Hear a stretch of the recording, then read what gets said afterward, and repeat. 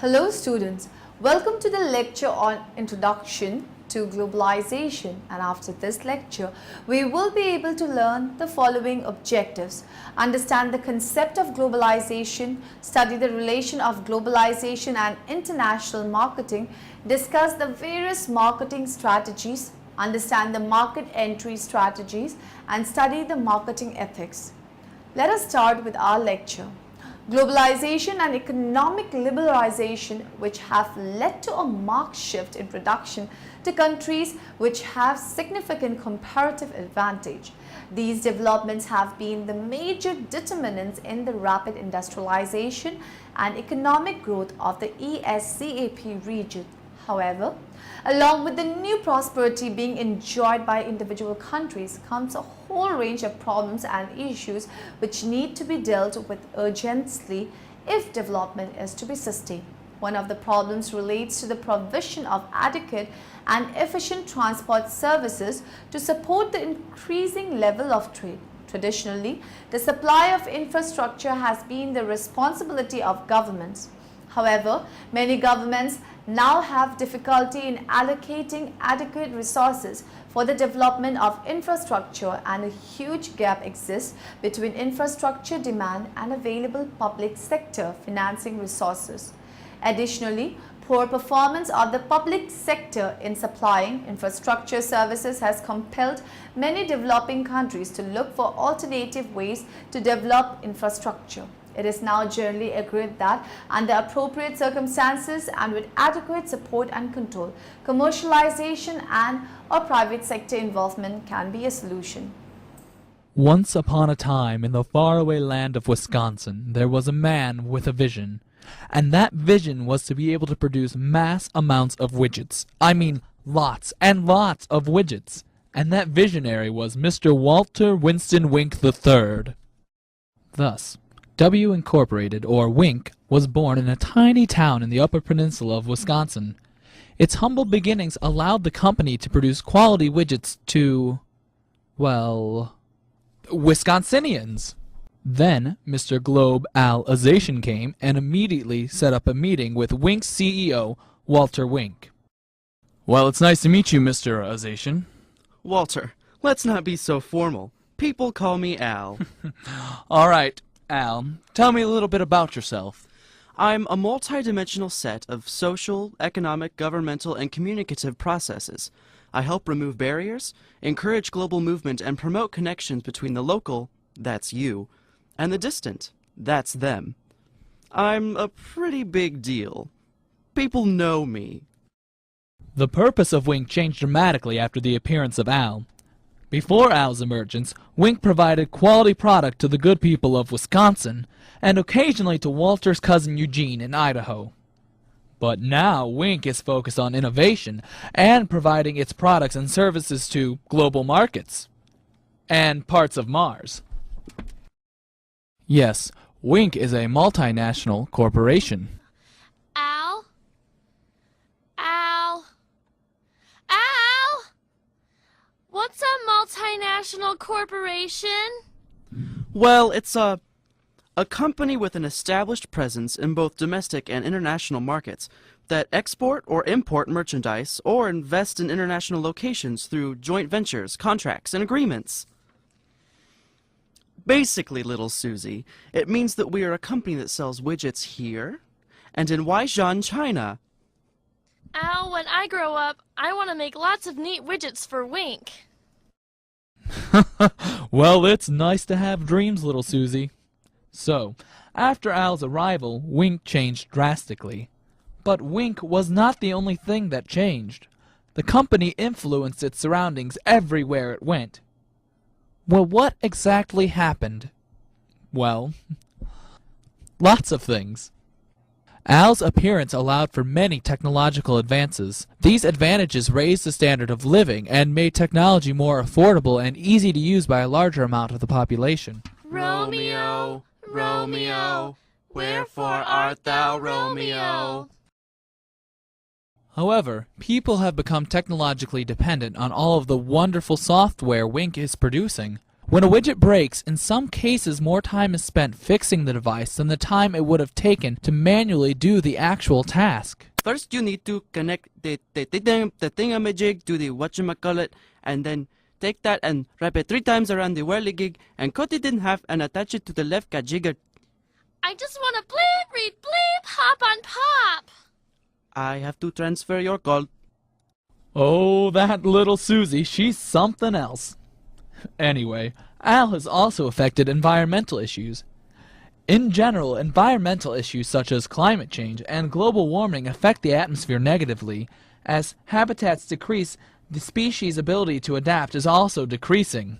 However, worldwide environmental problems have brought coalitions, governments, and countries together to solve the crises, thereby creating and fostering new relationships, collaborations, and new perspectives. Hand me a pen. I would like to encourage everyone to strongly consider how these global issues affect us all. This treaty is incredibly important. As of April of 2008, 178 countries have signed the Kyoto Treaty, which is aimed at controlling global warming by limiting emissions of carbon dioxide and other greenhouse gases. You might think, wow, Al has affected a lot of things. But that is not all he's affected. He has also been so influential that he has had an effect on the social sphere. Al's social effects meant that there was a greater exchange of ideas, leading to more knowledge gained about other cultures than in the past. I never knew sumo wrestling was Japan's national sport and that it had such a rich historical and religious background. And because of this greater exchange of ideas, Western ideas are spread so much that local cultures fear for losing their local values to external influences. I love MTV. I'm thinking I'm going to get my car and pimp my ride. Dude, yeah, that's my favorite show, and your car is a piece of bleep.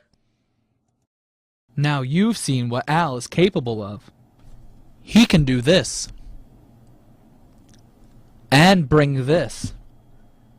And influence this.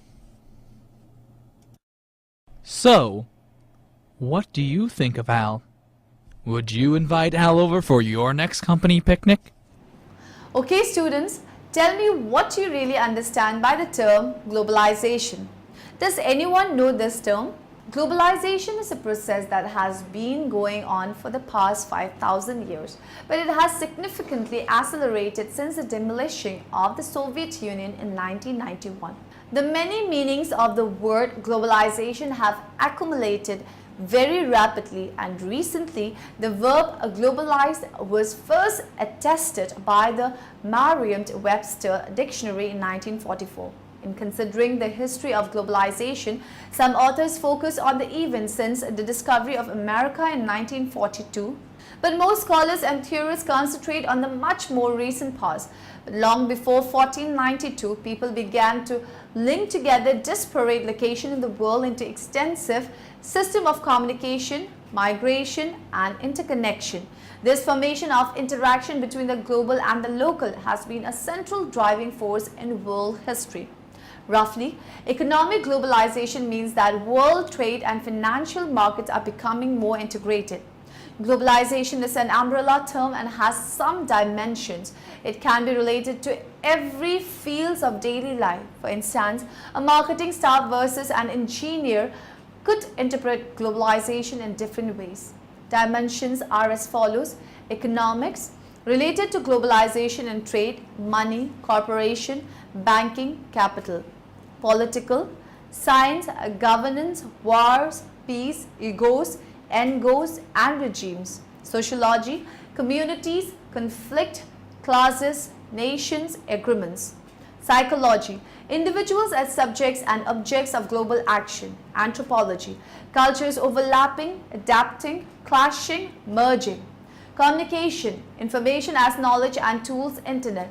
Geography, everything provided it can be anchored in space. Each of these social sciences looks at a special aspect of the whole system of interdependent parts that constitute our world system. Can any one of you tell me whether you feel the growth of company is a result of globalization? In international business, globalization has several facets, including the globalization of markets and globalization of production. The globalization of market refers to the merging of historically distinct and separate national markets into one huge global market. On the other hand, the globalization of production refers to the sourcing of goods and services from locations around the globe to take advantage of national differences in cost and quality factors of production, such as labor, energy, raw materials, land, and capital. From the economical point of view, two macro factors seem to underlie the trend toward globalization. The first is the decline in barriers to flow of goods, services, and capital that has occurred since the end of World War II. The second factor is technological change, particularly the dramatic developments in recent years in communication, information, processing, and transportation technologies. During the 1920s and 30s, many nations erected formidable barriers to international trade and foreign direct investment. International trade occurs when a firm exports goods or services to consumers in another country. Foreign direct investment occurs when a firm invests resources in business activities outside its home country. Many of the barriers to international trade took the form of high tariffs on imports of manufactured goods. The typical aim of such tariff was to protect domestic industries from foreign competition. Ultimately, this practice depressed world demand and contributed to the Great Depression of 1930s. Technology and globalization shape the world. The first helps determine human preferences, the second, economic realities. Standardized consumer products, low price and technology and key points for successful globalization. The globalization of market is at hand. With that, the multinational commercial world nears its end, and so does the multinational corporation. The world's needs and desire have been irrevocably homogenized market needs. This makes the multinational corporation obsolete and the global corporation obsolete. Nobody is safe from global reach and the irresistible economies of scale, reduction of costs and prices and scope. The multinational and global corporation is not the same thing. The multinational corporation operates in a number of countries and adjusts its product and practices in each of high relative costs. The global corporation operates with resolute constancy at low relative cost price as if the entire world or major region of it were a single entity. It sells markets the same high quality thing similarly everywhere. But many global firms produce the same products the same way for a global market but tailor their selling approaches to local variation in the global market. When a company pursues an integrated global marketing strategy, most elements of the marketing strategy have been globalized. Globalization includes not only the product but also the communication strategy, pricing and distribution, as well as such strategic elements as segmentation and positioning. Such a strategy may be advisable for companies that face completely globalized customers along the lines. It also assumes that the way a given industry works is highly similar everywhere, thus allowing a company to unfold its strategy along similar paths in country by country.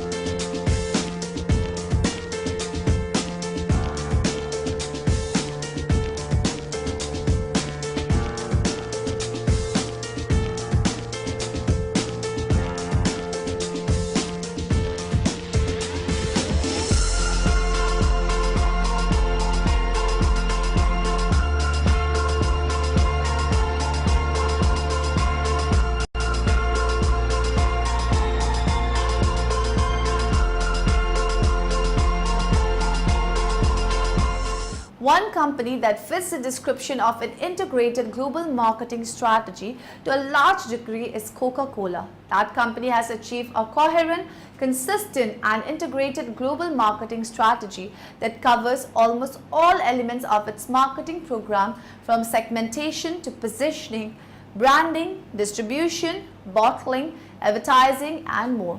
Reality tells us that completely integrated global marketing strategies will continue to be the exception. However, there are many other types of partially globalized marketing strategies. Each may be tailored to specific industry and competitive circumstances. Possibly, the least integrated type of global marketing strategy is the global product category strategy. Leverage is gained from competing in the same category country after country and may come in the form of product technology or development cost. Selecting the form of global product category implies that the company, while staying within that category, will consider targeting different segments in each category or verifying the product, advertising and branding according to the local market requirements. A company that decides to target the same segment in many countries is following a global segment strategy. The company may develop an understanding of its customer base and leverage that experience around the world.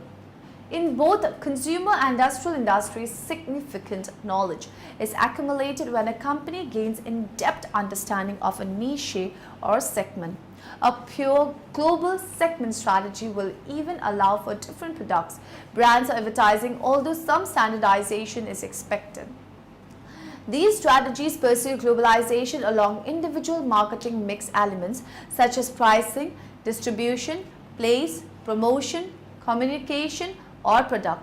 They are partially globalized strategies that allow a company that customize other aspects of its marketing strategy. Did you know that licenses are signed for a variety of time periods?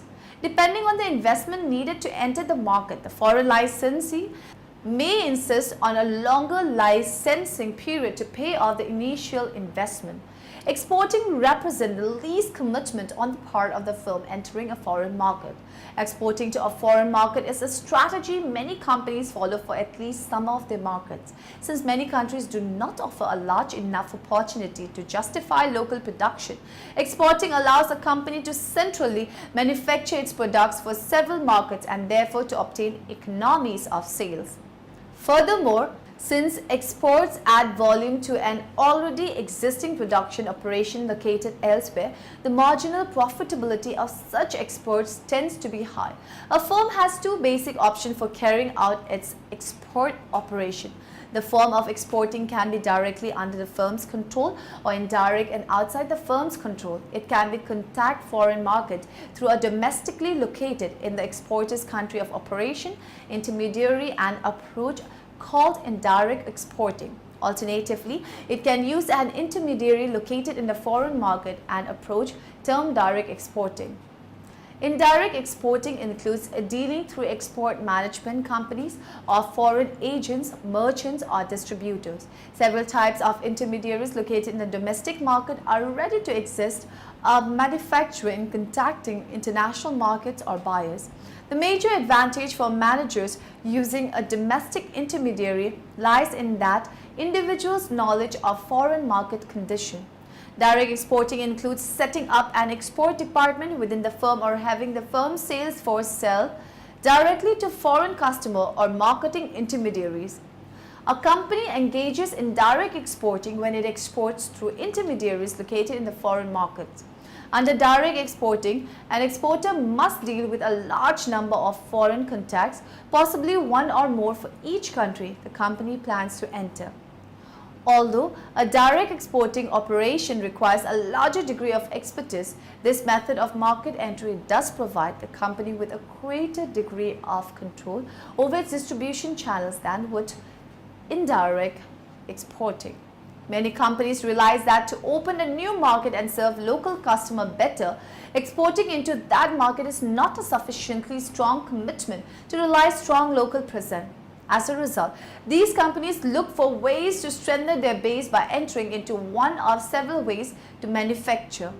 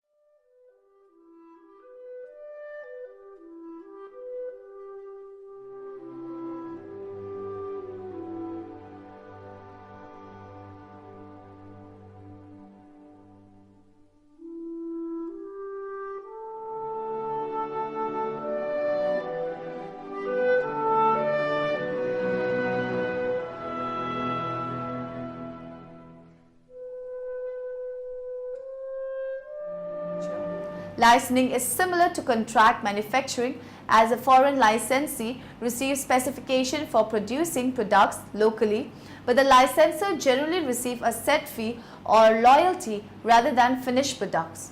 Licensing may offer the foreign firm access to brands, trademarks, trade secrets or patents associated with products manufactured. Under licensing, a company assigns the right to a patent which protects a product, technology or processes, or a trademark which protects a product name to another company for a fee or royalty. Franchising is a special form of licensing in which the franchisor makes a total marketing program available, including the brand name, logo, products, and method of operation. Usually, the franchise agreement is more comprehensive than a regular licensing agreement in as much as the total operation of the franchisee is prescribed. It differs from licensing principally in the depth and scope of quality controls placed on all phases of the franchisee's operation. A common and widely practiced form of market entry is the local manufacturing of a company's products. Many companies find it to their advantage to manufacture locally instead of supplying the particular market with products made elsewhere. Numerous factors such as local cost, market size, tariffs, laws and political consideration may affect a choice to manufacture locally. The actual type of local production depends on the arrangement made. It may be contract manufacturing, assembly or fully integrated production. Since local production represents a greater commitment to a market than other entry strategies, it deserves considerable attention before a final decision is made. Under contract manufacturing, a company arranges to have its products manufactured by an independent local company on a contractual basis. This is an entry mode in which a firm contracts with a foreign firm to manufacture parts of finished products or to assemble parts into finished products. The manufacturer's responsibility is to restrict it to production. Afterward, products are turned over to the international company, which usually assumes the marketing responsibilities for sales, promotion and distribution. In a way, the international company rents the production capacity of the local firm to avoid establishing its own plant or to circumvent barriers set up to prevent the import of its products. Contract manufacturing differs from licensing with respect to the legal relationship of the firms involved. The local producer manufacturers based on orders from the international firm, but the international firms give virtually no commitment beyond the placement of orders. Typically, the contracting firm supplies complete product specification to the foreign firm, set production, volume and guarantees purchase. Let's move on to the other topic. Business firms produce goods and services by utilizing scarce resources to satisfy customer needs. In their activities, companies should be innovative, cost-effective, productive and effective. If they become successful in the long run, they should contribute positively to the society's welfare objectives. It requires that companies should be sensitive for the expectation of customers with respect to the social issues and to the environment. For organization to have social responsibility means an organization should concern for the people and environment in which it transacts business. It is expected that socially responsible firms will somehow financially outperform other less responsible firms in the long run. This might result from customer loyalty, better employee morale and motivation, or publication policy favoring ethical conduct. To be competitive in the long run, companies should adopt strategic plans to optimize the objectives of all partners as stakeholders, management, workers, customers, society, and all the humanity. Ethics is a branch of philosophy that studies morals and values. Interest in ethics and ethical codes has been around for a long time. Centuries ago, Aristotle referred to character, which he called ethos, as the most potent means of persuasion. He also identified elements of virtue as justice, courage, temperance, magnificence, magnanimity, liberality, gentleness, prudence, and wisdom. In Roman times, the Emperor Justinian was the first to incorporate ethics into the legal system and to establish schools to educate lawyers concerning ethics, morality, and law. Napoleon established a code of 36 statutes based on the concept that all citizens, regardless of circumstances of birth or social stature, should be treated fairly and equally. Indeed, every civilization has recognized the need for establishing laws and codes to guide human relationship and behavior. Ethics studies the differences between right and wrong, and through these studies, philosophers have developed several theories. Some major ethical theories are egoism, intuitionism, emotionism, rationalism, and utilitarianism. Egoism is the belief that people should only look at how the consequences of an action affect them. Intuitionism is the belief in an immediate awareness of moral value. Emotivism is the belief that ethical decisions are expressions of emotion. Rationalism focuses on the metaphysical aspect of ethics. Utilitarianism in ethics considers how moral action produce the greatest overall goods for everyone. What is culture? Academics and researchers have never been to agree on a simple definition of culture. In the 1870s, the anthropologist Edward Taylor defined culture as the complex whole which includes knowledge, belief, art, morals, law, custom, and other capabilities acquired by man as a member of society. As other capabilities, we can include economic and political philosophy, religion, language, and education system. Especially, religion is very important in shaping ethical system referred to a set of moral principles, values that are used to guide and shape behavior. Most of the world's ethical systems are the product of religions. A research conducted by Armstrong reveals that there is a relationship between the cultural environment, Australia, Singapore, and Malaysia, and the perceived ethical problems. In another study, Armstrong finds out the most frequently cited problem of Australian international business manager is gifts or favors or entertainment, and that this problem may be related to the culture where the international business is being conducted. And the most important ethical problem to Australian international manager is large-scale bribery. Although different cultural environments result in different ethical perception in international marketing, for the sake of ethical consistency, it is necessary to generate internationally applicable ethical rules and regulation. As a matter of fact, a finding of an empirical research conducted by Armstrong proposes that the Australian general manager disagreed that it is necessary to compromise one's ethics to succeed in international marketing. Due to the globalization of markets and production, ever-increasing number of international marketing personnel has to deal with ethical issues in cross-cultural settings. Murphy and Laxniak asserted 2 decades ago that as more firms move into multinational marketing, ethical issues tend to increase. Actually, international marketers are often criticized for ethical misconduct. In a cross-cultural environment, marketers are exposed to different values and ethical norms. Which ethical position should marketers take when acting in a foreign culture? In other words, whose ethic do we use in international marketing? It's very important to be answered. D. George answered this question as our ethics. Our ethical values are not like a coat that we put on in certain seasons and places throw off elsewhere.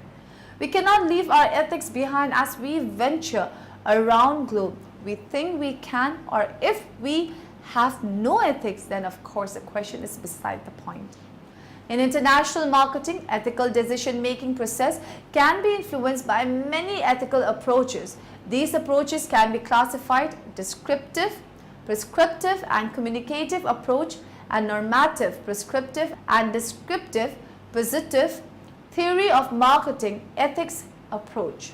Normative ethics suggests an answer to the general moral questions of what ought to do. These researchers are concerned with the justification of moral norms and ethical values. It has been debated for many years whether moral responsibility can be attributed to business organization. Some years ago,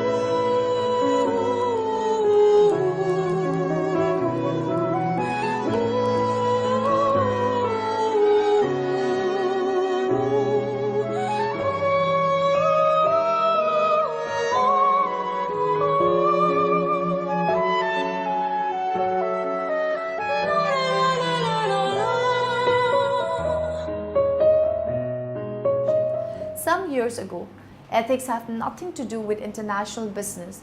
The normative ethics cannot be a concern for business corporation. Some scholars discuss that business organization cannot assume moral responsibility.